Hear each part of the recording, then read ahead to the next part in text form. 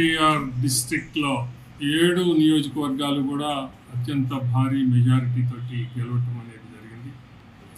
ఇది మేము 7 గెలుస్తున్నామని ముందు నుంచే మేము అనుకుంటానే ఉన్నాం. అయితే మెజారిటీలు ఇంకా మేము ఊహించిన దానికన్నా కూడా ఎక్కువ వచ్చినాయి. ఈ యొక్క ఎన్టీఆర్ జిల్లా ఓటర్లందరికీ కూడా తెలుగుదేశం పార్టీ జిల్లా అధ్యక్షుడిగా నేను వారందరికీ కూడా హృదయపూర్వక కృతజ్ఞతలు తెలియజేస్తా ఉన్నా.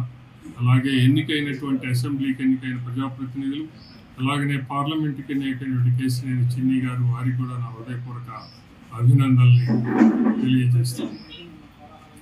ఎన్టీఆర్ డిస్ట్రిక్ట్లో 7 నియోజకవర్గాలు కూడా అత్యంత భారీ మెజారిటీ తోటి గెలవటం అనేది జరిగింది. ఇది మేము 7 గెలుస్తున్నామని ముందు నుంచే మేము అనుకుంటానే ఉన్నాం. అయితే మెజారిటీలు ఇంకా మేము ఊహించిన దానికన్నా కూడా ఎక్కువ వచ్చినాయి. ఈ యొక్క ఎన్టీఆర్ జిల్లా ఓటర్లందరికీ కూడా తెలుగుదేశం పార్టీ జిల్లా అధ్యక్షుడిగా నేను వారందరికీ కూడా హృదయపూర్వక కృతజ్ఞతలు తెలియజేస్తా ఉన్నా. అలాగే ఎన్నికైనటువంటి అసెంబ్లీకి ఎన్నికైన ప్రజాప్రతినిధులు, అలాగనే పార్లమెంటుకి ఎన్నికైనటువంటి కేశినేని చిన్ని గారు, వారికి కూడా నా హృదయపూర్వక అభినందనల్ని తెలియజేస్తాను.